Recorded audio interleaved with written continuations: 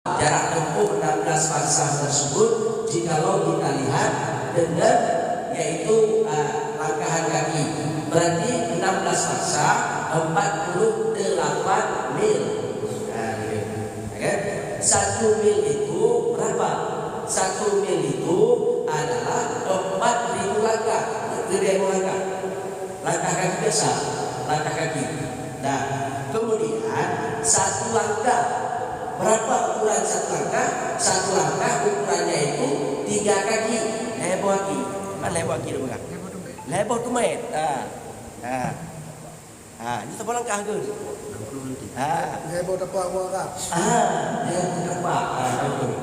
3 tapak orang Hashimiyah. Lebar tapak bangsa Hashim. Bangsa Hashim tu yaitu Bani Hashim, yaitu keluarga dari Muhammad SAW.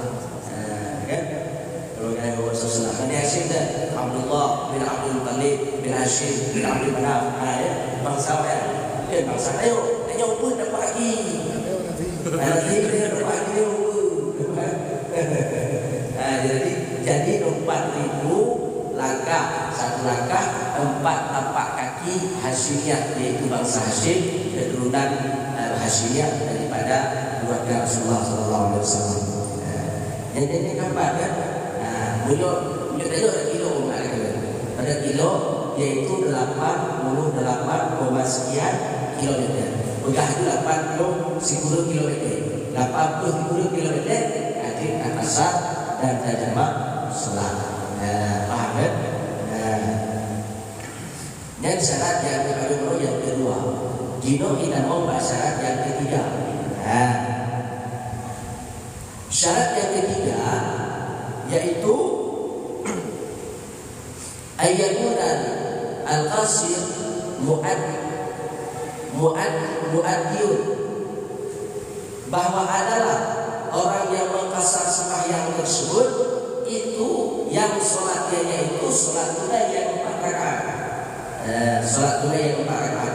Amal fa'idatu hadrat fala tuqda fihi. Adapun sholat yang yaitu sholat yang luput pada ketika saat dia itu berada di kampung ataupun hadir di tempatnya, maka tidak diqadhakan dalam keadaan safir, maksuran akan sebagai penyelesaian sembahyang. Wal fa'idah, dan adapun sesuatu yang diluputkan di dalam masa safir, niscaya diqadhakan dalam masa safir tersebut maksuran, dalam keadaan dipendekkan, la fil hadri, tidak dalam keadaan dia itu hadir di daerahnya. Syarat yang kedua, bahwasanya sholat yang syarat yang ketiga. Syarat yang ketiga itu bahwasanya sholat yang diasarkan tersebut, sholatnya itu harus sholat ada, bukan sholat ada ya. Sholat ada, bila sholat ada, bila sholat qadha. Sholat ada itu sholat tunai. Jadi contoh dari yang belum sembahyang maghrib dan sembahyang lambat itu ada gitu. Nanti sembahyang isya, sembahyang lambat ada gitu. Mau sembahyang maghrib kuno, ada mulai sembahyang hingga ada membaca isya itu sembahyang qadha, maghrib kuno sembahyang qadha, sembahyang isya. Bukan? Maka bedakan antara ada dan qadha. Kalau ada itu adalah sholat yang dalam waktunya, sedangkan qadha sembahyang kita lakukan di luar wade yang bikin dengan sholat qadha. Paham? Tidak ingat paham? Tak paham. Sholat rawatib. Sholat rawatib, sholat maktubah, betul tak? Sholat rawatib atau sholat maktubah itu sembahyang lima waktu yang mana dilakukan dalam waktunya 5 waktu, itu namanya ada. Mau diberi dan lakukan sholat yang maktubah yang 5 waktu itu bukan di dalam waktunya, maka itu namanya sholat qadha. Nah, itu harus saya bedakan. Ya harus tidak berbeda dia. Obat kata membedakan, karena itu membedakan baru kita bahas masalah. Mutakedi kan? Dia takasar sembahyang yang 4 rakaat apabila solat yang tanya dalam perjalanannya adalah solat yang tunai, bukan solat yang tanya. Contoh tanya nak tinggal sembahyang dengan sembahyang lehu, hendak sembahyang dengan kampung kan? Kemudian tajaju dalam perjalanan. Wa tetruk dalam perjalanan, solat yang dari kampung tak tinggal bunuh, tak qada dalam perjalanan dengan takasar. Mufhum? Mufhum kan? Nyen hanja menan. Munyo solat yang tinggal kampung pek bah rakaat, munyo terkedi qada dalam perjalanan, tanyo tengah dalam perjalanan, tak qada sembahyang yang tinggal yang kampung, tetap pek bah rakaat. Tidak boleh dijadikan 2 rakaat. Faham? Ehnan faham lagi kan? Ehnan kan faham. Kemudian yang kedua natabotu. Yang kedua natabotu yaitu solat tanyo tak tinggal di dalam masa musafir. Bunuh tak tinggal kampung. Kan tak tinggal masa musafir, tapi tak tinggal kampung yang bunuh. Jino tak tinggal sembahyang la musafir. Contoh ulun pegang. Tanyo tajak musafir bandar. Ya. Wata ketika kata tajak musafir bandar, wata lehu hendak sembahyang. Hendak pedang motor tajak laju, kan? Kemudian wata asar pi hendak pedang motor. Hendak tajamak lehu kepada asar. Truk kedih bak wata maghrib. Berarti pada boh tinggal sembahyang lain dalam perjalanan 2 boh, sembahyang lehu dengan sembahyang asar, kan? Kemudian ya, pada saat tanyo kat bandar, yang tanyo menteng kira musafir. Oh wata menteng tanyo kira sebagai musafir. Yang berarti tak qada sembahyang yang tinggal ikut boh rakaat bunuh. Nyo berarti jud dalam 2 boh rakaat. Jud kasar karena yang tertinggalnya dalam perjalanan yang tertinggal. Bukan atas kampung tabah. Munya atas kampung tabah dalam perjalanan itu tidak boleh dipendekkan solat. Kalau solat dalam keadaan musafir yang kita tinggalkan, tidak kita solat dalam keadaan musafir, kemudian kita ingin mengqada solat yang kita tinggalkan dalam keadaan kita musafir, itu boleh dipendekkan. Tapi kalau solat yang di kampung kita qada dalam perjalanan dalam musafir kita, tidak boleh dipendekkan solatnya tanpa rakaat. Paham kan? Nah, itu syarat ini. Syarat yang kelainya syarat yang kelai. Kan? Syarat yang kelai. Kemudian yang kedua, gimana? Sengaja dalam perjalanan, tinggal sengaja. Jadi baik dalam perjalanan apa kampung nak kan? Tinggal sembahyang sengaja masuk apa? Dalam perjalanan, tinggal solat sengaja. Bagaimana posisi orang yang meninggalkan solat secara sengaja yang dia itu dalam perjalanan? Contoh dia sembahyang zuhur lewat dia, sembahyang asar lewat 2 boh yang tinggal hari sembahyang dalam perjalanan. Itu bagaimana posisi bagi orang tersebut ataupun solat yang kagak tinggalnya akibat tanggung jawab bagi umat? Maka wajib diqada, wajib diqada sembahyang yang telah dia tinggalkan, baik itu dalam perjalanan ataupun di kampung dia meninggalkan solat, tetap wajib diqada solat tersebut. Sengaja kan? Sengaja yang meninggalkan solat tetap wajib diqada. Tidak sengaja wajib juga qada. Sengaja, apalagi sengaja. Tidak sengaja saja wajib kita mengqada solat, apalagi sengaja kita tinggalkan solat. Sengaja kita tinggal sembahyang sengaja dalam perjalanan tidak menghiraukan solat. Wajib sembahyang hana biki sehingga tinggal solat, wajib qada sembahyang walaupun sengaja. Karena kenapa? Kata Nabi Muhammad SAW, man nama au nasya an shalah fa yusalli idza dzakaraha, ataupun man ghafala, barang siapa yang dia itu lalai daripada solat ataupun dia tertidur daripada solat, maka solat dia apabila dia itu teringat menyebab urut tengah terjaga. Paham kan? Itu perintah Nabi qada sembahyang. Qada solat itu perintah Nabi. Urang tengah qada sembahyang. Urang yang tua kadang-kadang dia tengah makan sama tua sembahyang, wajib qada sembahyang. Urang tengah wajib qada sembahyang. Perbandingan mak orang yang sengaja tu, dia itu sengaja meninggalkan solat, apakah ada kewajiban baginya untuk qada sembahyang? Maka lebih wajib baginya untuk qada. Kenapa? Orang yang lupa saja diperintahkan solat, orang yang lupa diperintahkan qada, orang yang tidur daripada solat apabila dia bangun diperintahkan untuk qada solat. Ini orang sengaja tinggal solat, maka lebih diperintahkan qada sembahyang. Kenapa? Karena dia sengaja. Perbandingannya begini kita buat. Dalam Al-Quran Allah tidak mengatakan bahwasanya, Allah mengatakan dalam Al-Quran, wala taqul lahuma uff, jangan engkau katakan kepada kedua orang tuamu itu dengan perkataan uff. Ini bahasa Aceh, alah ma. Wa qulu lahuma qawlan karima, berkatalah kepada keduanya itu dengan kata-kata yang bijak, dengan kata-kata yang mulia. Nah, kan? Kemudian dalam Al-Quran kan hana gepegah oleh Allah, wala tadrabhuma, jangan kalian pukul kedua orang tua. Hana gepegah Al-Quran. Yang ada dikatakan oleh Allah Subhanahu wa taala, jangan engkau mengatakan kata-kata kepada kedua orang tua. Dek takun alah mak. Nek ya belum tirata alah uyu balun tapi. Enggak boleh kata-kata aja enggak boleh. Sudah.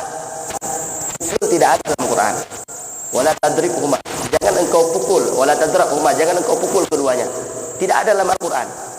Pada saat dalam Al-Quran hana gepegah bahwasanya hajir tapuh mak ngaya, yang nak gepegah cuman hajirkeun apakah pukul orang tua itu boleh? Jituan. Tidak boleh. Lanjut. Dia punya perbandingan yang pegah dulu. Orang sengaja tinggal sembahyang diperintahkan oleh Allah untuk qada. Orang-orang tidak sengaja, orang tidur, orang lupa, diperintahkan qada. Ini orang sengaja. Apakah orang sengaja dia itu libur aja solatnya? Tidak. Wajib qada. Lebih wajib baginya untuk mengqada solat yang ditinggalkan secara sengaja. Nah, itu perbandingan qiyas yang dibuat perbandingan oleh para ulama. Qiyas namanya qiyas aulawi, terlebih wajib kepadanya untuk qada sembahyang, terlebih haram padanya untuk memukul kedua orang tua. Kata-kata saja tidak boleh, apalagi memukul, maka lebih haram, lebih dilarang untuk memukul orang tua. Itu perbandingan qiyas aulawi yang dirumuskan oleh para ulama. Udah. Ini yang ketiga di syaratnya. Yang keempat, syarat yang keempat yaitu ayyanwiyal musafir, bahwa meniat si musafir tersebut akan qasar bagi solatnya ma'al ihrami biha, bersama takbiratul ihram dengan solat itu. Nah, berarti pada saat kita ingin, syarat yang keempat yaitu meniat qasar pada saat takbiratul ihram. Niat qasar pada saat kita takbiratul ihram, itu syarat yang keempat untuk bisa kita mengqasarkan solat dalam perjalanan kita. Pada saat kita takbiratul ihram, Allah, niat dalam hati, aku solat fardu duhur qasar lillahi ta'ala, karena Allah. Lun sembahyang ibadah Aceh, lun sembahyang fardu duhur qasar, mana qasar tu pane 2 rakaat karena Allah Ta'ala. Itu wajib niat qasar. Paham? Harus ada niat qasarnya, harus ada niat kupanu. Dah ana tanik bahasa Arab, tanik bahasa Aceh. Lun sembayang perlelehu qasar ataupun kupanu karena Allah. Niat bahasa Aceh ni. Harus ada niat memendekkan solat. Itu baru bisa kita memendekkan solat yang 4 rakaat menjadi 2 rakaat. Itu syarat yang keempat, yaitu niat qasar bagi solat yang dia qasarkan tersebut, yaitu pada saat takbiratul ihram. Kemudian yang kelima, gimana Pak? Niat sebelum takbiratul ihram.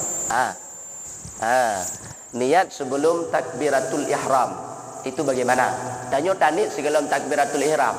Contoh baca lafaz ji, usolli fardhu zuhri qasran lillahi ta'ala.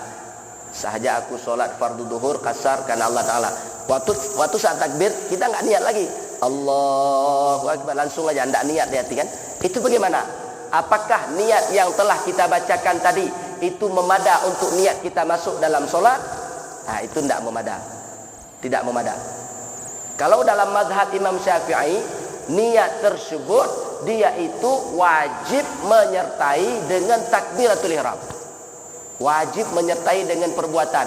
Qasdu syai'i mu'tarinan bi fi'li. Mengqasadkan sesuatu di dalam hati harus menyertai dengan perbuatan. Apa perbuatan kita? Mengangkat tangan. Apa perbuatan kita? Mengucapkan Allahu Akbar. Allah itu perbuatan lisan. Rukun qauli namanya. Kemudian mengangkat tangan itu perbuatan jawarih. Maka niat itu harus menyertai dengan perbuatan jawarih. Itu menurut mazhab Imam Syafi'i. Wajib niat pada ketika takbiratul ihram. Wajib menyertakan niat di dalam. Yang benar. Menyeniat di luar tidak sah solat. Niat lu sembahyang perlelehu kasar karena Allah. Allahu Akbar. Langsung solat tidak sah. Tidak sah niat. Kan? Karena kenapa? Pakanjit wajib niat. Pakanjit niat itu sebahagian daripada rukun solat. Kenapa niat itu sebahagian daripada rukun solat? Dikarenakan kata Nabi Muhammad SAW, innama a'malu bin niyah. Sesungguhnya seluruh perbuatan itu tergantung pada niatnya. Itu dasar dalil. Dalil kenapa wajib niat di dalam solat ataupun dalam puasa. Kemudian zakat wajib niat, haji wajib niat, umrah wajib niat. Untuk ihram pada saat mengambil miqat itu wajib kita niatkan. Itu dasar pengambilan dalilnya di situ. Tetapi ada perbedaan pendapat ulama di situ. Ada yang mengatakan tidak mesti niatnya pada saat kita takbiratul ihram. Sedikit sebelum takbiratul ihram boleh diniatkan. Tidak mesti berbarengan. Itu perbedaan pendapat. Tapi pendapat dalam mazhab Imam Syafi'i, mazhab yang kita anut, yaitu bahwasanya wajib menyertai niat dengan takbiratul ihram. Allah, tangan diangkat. Pokoknya dari kata Allahu Akbar sampai bar itu harus habis niat dalam hati. Allah, sahaja aku solat fardu duhur karena Allah, bar. Di situ harus habis niatnya. Tidak boleh keluar daripada kata-kata Allahu Akbar. Umpama Allahu Akbar baru habis niat. Akbar ke habis, tapi niat kalau habis nyanda. Tapi dalam kata-kata bar tersebut harus habis niatnya. Itu ada syarat-syarat tersendiri tentang niat. Ini syarat yang keempat. Yang kelima kita tunjuk mengapa? Coba. Itu kan pernah pendapat Imam Syafi'i. Kalau mazhab lain itu bisa niat itu di luar solat. Karena mereka itu menganggap niat itu bukan sebahagian daripada rukun solat. Niat itu dia itu syarat daripada solat. Syarat untuk sah solat ada niat. Namun harus niat juga. Harus nicit, hajanani. Harus niat. kadang-kadang barangkali Indona. Jadi niat itu sebelum takbiratul ihram. Jadi menurut Imam Mazhabin berarti sah. Sah. Tapi harus tapi kita solat pakai mazhab siapa? Mazhab Syafi'i. Tidak boleh niat dengan mazhab Imam Malik, tidak boleh. Itu harus diperhatikan. Tanya sembahyang wudu dengan mazhab Imam Syafi'i. Solat dengan mazhab Imam Syafi'i. Kemudian pada saat niat sudah mazhab Imam Malik. Tidak boleh. Itu tidak boleh. Harus sinkron. Kalau dari wudu Imam Syafi'i, solat Imam Syafi'i sampai selesai solat Imam Syafi'i. Kalau mau solat mazhab Imam Malik, dari wudu Imam Malik sampai campur aduk mazhab tidak boleh. Haji kelabih-kelabih mazhab tidak boleh. Mazhab Imam Malik, masalah membasuh kepala, menyapu kepala, wajib keseluruhan. Itanya biasa ke baju tanpa boleh. Cuk tanpa benar kan? Mazhab Imam Malik harus bandum tanpa boleh. Bandum. Itu fardu untuk Imam Malik. Wajib semuanya ini, semuanya. Makanya kalau mau solat dengan mazhab Imam Malik, kemudian tentang solatnya yang membatalkan solatnya dalam mazhab Imam Malik, tidak boleh. Bikin ya kerabe-kerabe yo lun wudu dengan mazhab Imam Syafi'i, solat dengan mazhab Imam Malik, tidak boleh demikian. Harus komplit. Harus komplit. Dari wudu, dari cara bersuci, dari wudu sampai kepada selesai solat salam, itu selesai. Yang benar. Wallahu a'lam bishawab.